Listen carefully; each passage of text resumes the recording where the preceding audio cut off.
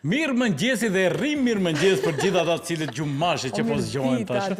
Po, tu themi mirë mëngjes me verbal sepse tani po zgjohen njerëzit. Miq të dashur, jeni me emisionin e mëngjesit 9:11 në televizionin Alsat. Jam Valbona dhe është dritrori. Edhe dritrori dhe këtu e kemi edhe të ftuar, të cilët tash do ta zbulojmë sigurisht.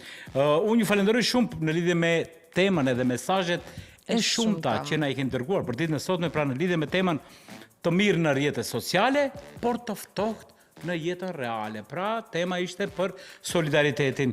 Dhe edhe këtë pyetje do t'ja parashtrojmë edhe të ftuarit që e kam këtu në krahun tim të djathtë, të cilin do ta zbuloj tashmë, sepse sot në studio kemi një të ftuar që nuk do të flet vetëm për dizajnin, por për mënyrën se si ne, si shoqëri, i shohim, i mendojmë, i komunikojmë këta dizajnet. Dikur, fjala e parë ka qenë gdhendja, dizajni, mund ta quajmë. Është komunikimi i parë derisa nuk ka doli tingulli, fjalia u krijuan imazhet në për gurë. Dhe ne pikërisht për këtë kohën e të kaluarës, do flasim për kohën e gurit dhe këtë modernen të sotmen ku jemi ne, të zhvillimin disa krahasime të brezave. Do të flasim me të ftuarin tonë që e kemi këtu në studio, një ish student, tashmë i diplomuar në dizajnin grafik, në mos gabojmë. Po. Në grafik dhe i themi mirë mëngjes Faton Isufit. Faton mirë mëngjesi. Dhe mirë se erdhe në emisionin tonë mëngjesit. Faleminderit për ftesën. Më thuaj, si është jeta zgjimi një artisti? Kjo është paksa pyetje klishe. A keni zgjime edhe ju apo ju kapën ata 24 orë që duke punuar? Zakonisht ne që merremi me art digital live stream, mëngjesin e kemi pak do thotë nuk zgjohemi shumë mëngjes. Në sa ora është mëngjesi? Do thotë unë tash për momentin kam një orë gjumë, se kam marrë drejt prej live streamit. Edhe kam ardhur këtu. Dhe ne mëngjesin do thotë e kemi pak mandrishë pi aty në artistëve të cilët punojnë punë të më të zakonshme. Më të zakonshme, do të standarde punë, gjonë mëngjes dhe shkojnë punë, pastaj kthehen në darkë. Ne nuk e kemi ashtu, ne 8 me 4, 9 to 5. Po punë të zakonta janë ato me 8 orë në ditë. Mirë, Faton, do të pyes temën që e kemi për sot. Tema është të mirë jemi si shoqëri në rrjetet sociale apo jemi të ftohtë në jetën reale, si shoqëri? Në përgjithësi.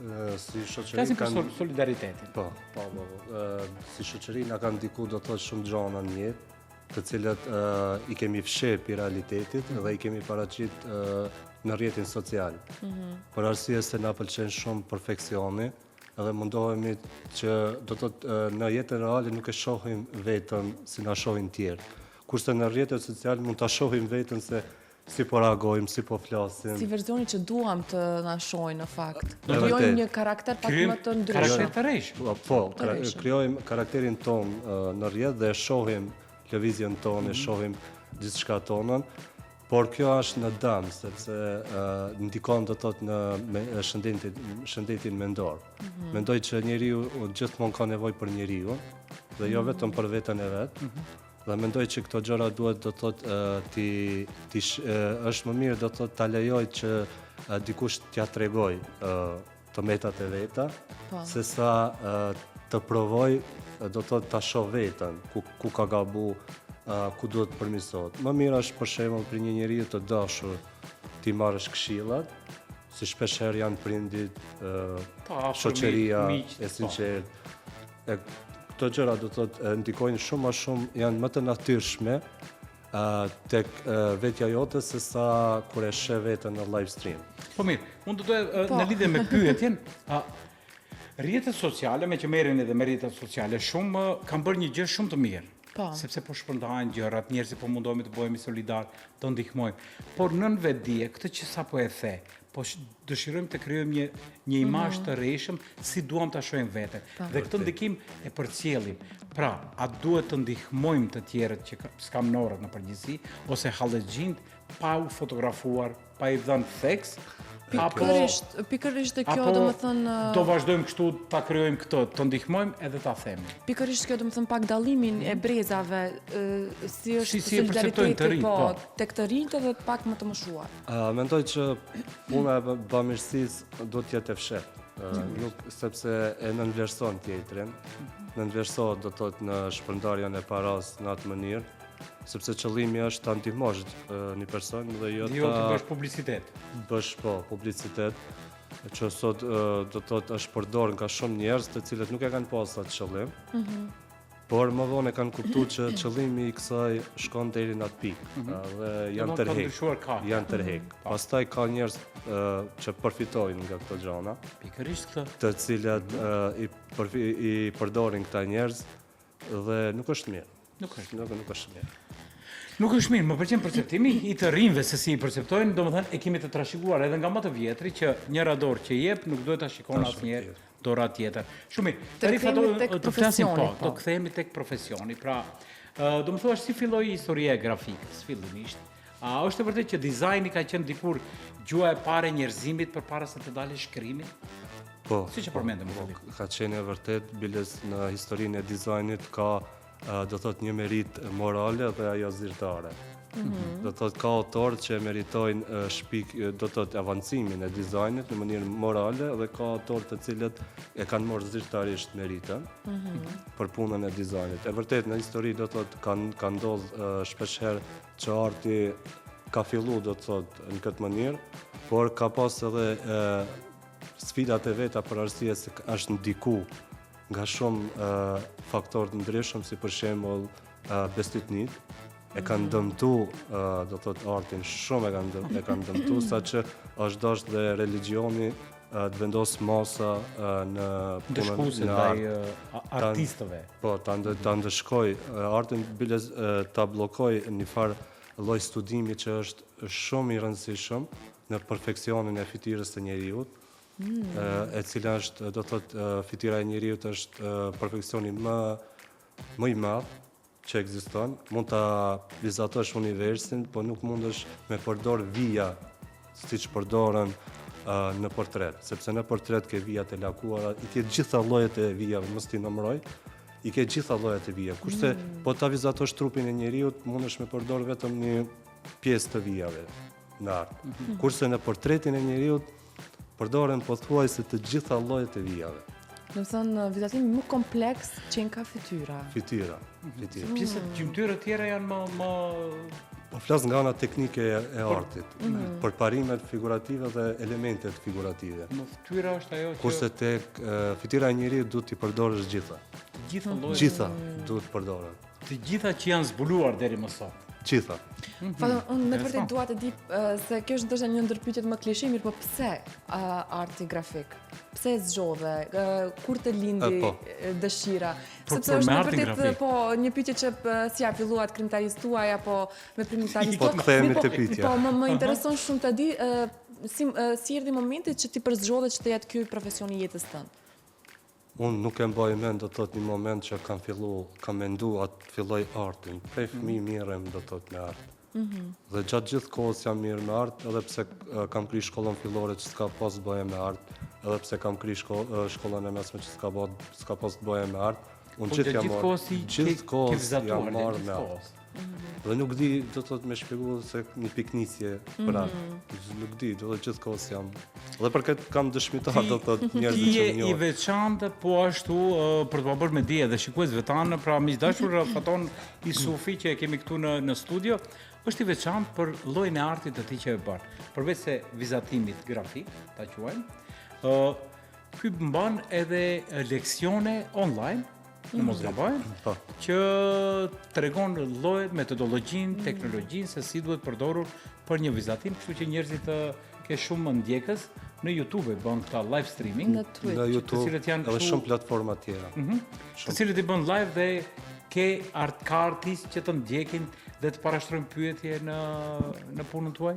Shiko, ne artistët nuk mund të jemi, do të thotë, ndjekës të njëri tjetrit. Është në profesion i tillë që e ka atë egoizmin kjo, e ka atë egoizmin. Unë në rrjetet sociale kam pas mundësinë të komunikoj me artistë botror në përbot, sepse ne nuk artistët e artit figurativ nuk kanë një lloj estrade, ta themi, siç ka arti muzikor, arti dramatik, Hollywoodi. Një platformë, kështu plan të Ne jemi, gjithë.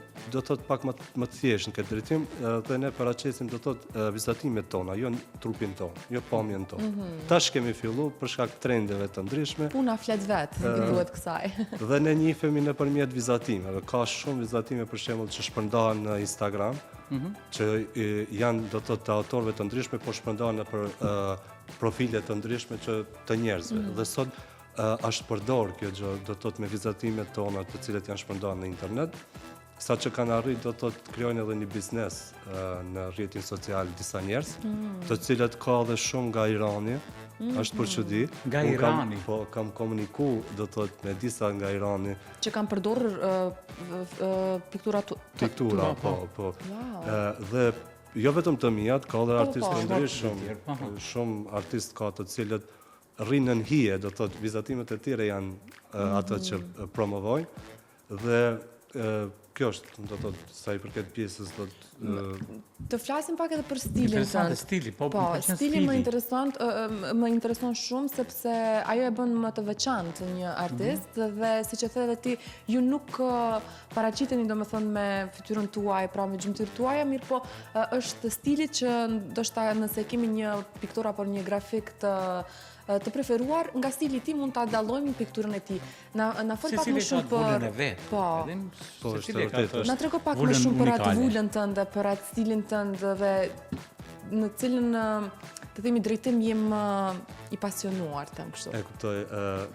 Kjo është shumë interesant se tash po ndodhin raste të reja që po zbulohen do të thotë piktura të artistëve të mëdhenj, do të thotë për marrë shembull Leonardo da Vinci, Caravaggio apo artistë të tjerë që nuk kanë firma, por ju takojnë atyre. Sepse dihet në bazë të punimit, dihet se dhe Mona Lisa e cila është vjedhur, nuk ka ndodhur vjedhja e parë. Ka ndodhur edhe shumë vjedhje të tjera, të cilat janë kopju, do të thotë në atë mënyrë shumë detajuar, saqë janë mbledh ata që janë do të thotë ekspert Mona Lisa apo pikturave të tjera. Dhe ju ka zgjat një kohë shumë do të thotë për ta bërë krahasimin dhe në momenti kur e kanë gjetë se cila është origjinali do të thotë Mona Lisa, ka qenë te dridhja e dorës Leonardo da Vinci. Aha. Do të thotë Leonardo da Vinci ka pas dridhje te dridhja e dorës, në mënyra se si e ka dridhë dorën. Shumë interesante. Dhe kjo është një pjesë e vulës që njihet. Po, kjo është unike. Do të thotë mundesh edhe mos me firmos vizatimin, por për ta krijuar këtë stil duhet ushtrime, sepse ka shumë artistë të cilët eksperimentojnë. Shohin në internet njëherë një profesor më ka dhënë këtë këshill, sepse unë kur isha më fëmijë, do të thotë i shifsha disa vizatime në internet dhe më pëlqeshin shumë dhe doja mi arrit shumë shpejt. Dhe ai më thanë këshill, thanë mos besojmë këto çka ishe në vizatimet, ato janë origjinale të atij artistit, patjetër, por ai për të arritur këtë gjë ka punuar shumë. Dhe ti mos prit për një kohë të shkurt me arrit atë nivel që në rrjetet social quhet akademi, ne quajmë do të thotë studim të formës. Na nuk mirremi do të thotë me si aksesor, po ne bëjmë studimin e formës artistike, do të thotë formës, siç e ka do të thotë fizika për ta studiuar lëvizjen e formës së trupit, siç e ka kimia për ta studiuar lëvizjen në përbërjen e trupit, siç e ka biologjia për ta studiuar mënyrën se si funksionon trupi, arti e ka për ta studiuar formën e trupit, do të thotë estetikën e trupit të krijimit të njeriut apo natyrës. Unë faton po shikoj disa fotografi të cilët po i shikojmë si pamje këtu, interesante, më lëm përshtypje që pjesën e fytyrës nuk i ketë qëllimisht të përfunduara? Qëllimisht. Se po i shikoj gjitha pamjet i ke o të mbuluara ose paksa më të bluruara. Andaj më lindi pyetja e famshme, që është $1 milion, që thotë, a mendoni se imazhi është më i fortë se sa fjala? Edhe nëse mendoni po, pse? Jo, sepse për ta sot biles në rrjetet sociale shpërndahet të thotë një thënie, një foto sa një fjalë. Po, pikërisht lidhe me këtë edhe po i shikoj edhe kjo nuk është e vërtet, po kjo është shumë filozofike. Po mirë flet shumë. Imazhi flet shumë. Unë e kam thënë shpesh herë, nuk shumë se sot edhe shoqëria shumë bazohet në filozofi. Nuk bën do të thotë me përdor shumë filozofinë, se filozofia është do të thotë një diçka që duhet ta kuptosh shumë, ta studiosh shumë. Ti mendon që ne si shoqëri nuk jemi të gatshëm për të perceptuar filozofinë ashtu siç duhet? Mendoj që jemi të përgatitur mentalisht si shoqëri? Atyre sikur mjekut që i takon mjekimi, që është i profesionalizuar. Dhe filozofia nuk është diçka e thjeshtë. Mundesh me u keq kuptuar shumë lehtë. Biles ka dhe shumë thënie që shpërndahen në internet që njerëzit i lexojnë, pastaj i veprojnë me ato fjalë pa i kuptuar thelbin e asaj, sepse ka dhe autorë të ndryshëm të cilët kanë shpreh besimin në Zot, po sot shoqëria i njeh si materialist. Në fakt ata kanë besuar, por shprehjen në besimin në Zot e kanë shprehur në mënyrë filozofike, dhe pastaj janë keq kuptuar këto gjëra. Prandaj filozofia pikërisht këtu është, a nuk është shoqëria jon e përgatitur për të kuptuar këta? Mendoj që jo. Mendje të ndritura, sepse ne kemi pasion kritikën, mirë po nuk e kemi atë kritikën konstruktive, domethënë ta themi qoftë ajo në drejtimin e profesionit, mirë po e kemi pak a shumë këto kritikat me prapavia. Unë pak a shumë dua të ndërlidhem edhe tek dallimet që bëhen dukshëm midis mënyrës dizajnit në perëndim dhe në vendin tonë. Pasi që fatonin e kemi krahasimi, është interesant kjo. Pasi që kemi edhe fatonin në një moshë mjaft të re, i cili me të vërtetë i sheh këto dallimet, qoftë në punë, qoftë ndoshta edhe në shoqëri, që të ka ndodhur të kesh shoqëri të ndryshme, mënyra e dallimit të dizajnit në perëndim dhe tek ne.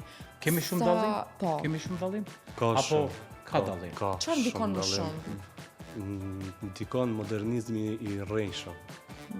Që do të thotë? Modernizmi i rrejshëm për arsye se shoqëria sot, për shembull, shoqëria shqiptare, ka filluar të ndahet në dy forma shumë të rrezikshme, që janë aristokracia dhe klasa e mesme. Klasë të varfër kemi shumë pak. Kemi klasë të mesme, por klasë të mesme kështu fasad, ta themi. Dhe aristokracia nuk është e rënjosur mirë tamam. Aristokracia, unë them shpesh që kultura nuk të ngrit. Kultura nuk të ngrit. Kultura të bën do të thotë të jesh i respektueshëm me tjetrin. Sepse po sot po përdoret do të thotë edhe dizajni si një kulturë e cila do të thotë njerëzit janë bërë shumë më pak komunikues me njëri tjetrin, por arsye se nuk i gjejnë ato nuancat e modernizmit të tjetrit. Dhe për këtë arsye do të thotë e ndalin komunikimin shpeshherë me njerëzit, ka filluar edhe vetmia e madhe, ka shumë njerëz të cilët kalojnë në vetmi. Epidemia është e shekullit 21. Duhet të përshtatesh, nuk duhet dizajni të shifet do të thotë me atë syrin se nuk po e arrin do të thotë çka po shon një fotografi në New York apo në Paris. Mendoj që ata janë shumë më të natyrshëm. Dhe ata kur nuk bëjnë dallime, për shembull, nëse shohim fotografitë e brendeve të ndryshme, ata kanë zgjedhur model të cilët nuk janë të bukur në atë çka shohim ne këtu. Do të shpeshherë i shohim brende të ndryshme të cilët syri jon nuk i pëlqen, ndërsa perëndimi duket shumë interesant. Nxjerrin do të thotë model për të promovuar një brand ose një veshje diçka. Njerëz të cilët janë shumë personazh në pamje. Më karakteristik vetvetja. Jo më perfekt. Të natyrshëm. Kështu do thotë dallimi tek ne këtu tek ne për shembull bukuria do thotë shumë në rrjetin social. Do thotë perfeksioni, sidomos anatomia e trupit të femrës, e cila është banalizuar. Do thotë rritet në shikueshmëritë në bazë të kësaj. Duke mos e pa do të thotë se ka shumë pasi merrem edhe me influencë, shoh shumë influencere, të cilat kur promovojnë diçka, do të thotë e humbin atë imazhin se për çka promovojnë. Kurse në perëndim është e kundërta. Në perëndim nëse ti bën marketing për një jakne, gjithçka tjetër jashtë jaknës nuk duhet të jetë në vit të parë. Do të thonë ky është krahasimi tek ne. Zhvishemi për të reklamuar, ndërsa atje vishen për ta reklamuar. Për ta reklamuar, sepse ata duan që jakna të shiten. Të reklamohen. Kur marrin një model, biles ka pas edhe nga këto që kanë shkuar atje, unë i di shumë histori, por pas jemi këtu në publik nuk do i përmendem absolutisht. Kanë shkuar atje duke me idenë e këtuit, me modernizmin e këtuit, duke shkuar atje, por kanë dështu. Sepse ata kërkesat e tyre kanë qenë që të shitet jakna, jo personazhi. Unë dua ta ndërlidh se po e kuptojmë që janë dy bota moderniste, mirë po që kanë dallim shumë të madh. Ne prej ku e morëm këtë modernizëm? Prej nga u krijuan këto standardet e bukurisë. Ajo ndoshta erdhi nga jashtë, po evoloi keq tek ne. Evoloi siç thash më herët, një foto sa një fjalë. Nga kjo, duke i kesh kuptu fotografi. Duke pa çka duket dhe jo duke u fut do të thotë në pjesën në brendsinë e asaj. Në brendsinë e saj. Unë në Maqedoni në vitin 2023 kam kap vendin e do të thotë me numra të Google, jo kështu me juria që bën, po me numra të internetit, unë kam kap vendin e tretë në Maqedoni për influencë të fotografisë dhe për art digital. Për art digital, sepse e njoh mirë do të thotë fotografi. Fotografia duhet mos paraqitet shumë siç thash filozofike, se filozofia është diçka do të thonë tepër e thellë. Do të thotë nëse është ndërlikuar, nuk është ashtu thjesht. Nuk do të besohet nëpërmjet fotografive. Ne shohim edhe propaganda që po bëhen nëpërmjet fotografive. Dhe njerëzit po i besojnë do të thotë këtë propaganda në fotografi. E ku jemi këtu te gjenerata Z do ta pyes edhe inteligjenca artificiale, sepse ka qenë edhe domethënë kam parë edhe shumë shkrime në rrjetet sociale, në shumë portale të ndryshme, domethënë ajo epoka e inteligjencës artificiale, e cila është për një drejtim shumë i mirë, domethënë kur flasim për mjekësinë, për diagnostifikimin e hershëm të shumë sëmundjeve të ndryshme, mirë po në botën digjitale ka ndikuar shumë për keq, sepse secili sot mund ta merr celularin, telefonin e tij dhe të bën një dizajn, një logo, domethënë është bërë shumë më thjeshtë. Është bërë një konkurrent. I ka shkatruar kompanitë e marketingut. Po, e vërtetë është. Si e sheh ndikimin të paktën në drejtimin tënd të inteligjencës artificiale, sa e përdor ti? Unë jam me mendimin e Elon Musk, i cili ka thonë që kjo është një bombë atomike, figurativisht e ka thonë. Unë e përdori ChatGPT-n. Ai do të thotë inteligjencën artificiale i përdori këto, por jam i kujdesshëm. Sepse hilet mund të bëhen edhe pa teknologji, sepse ka pas hile edhe në të kaluamën pa teknologjinë. Patjetër ka edhe hile edhe në teknologji. Folin për dezinformata. Për dezinformata, patjetër marrin imazhet e njerëzve, biles në rrjetin social TikTok ka shumë njerëz të cilët çdo ditë ankohen sepse përdoret imazhi dikujt, videot të tyre. Pastaj është edhe kjo pjesa e artit muzikor që kesh përdoret do thotë pa kurrë lloj të drejtat autoriale. I vetmi rrjet social që i ka të drejtat autoriale sakt dhe rrept dhe si të them me të drejtë, me hakun e Zotit ta themi, është YouTube. Të tjerat janë të gjitha të manipulueshme. Me që jemi edhe minutat e fundit, 10:57, shpejt na ikën kohë, një pyetje për fund. Në një botë ku imazhi udhëheq rinia, tash të flasim për rinin, perceptimet e rinisë. Çfarë duan të rinjt të krijojnë diçka më ndryshe se sa nga e kaluara?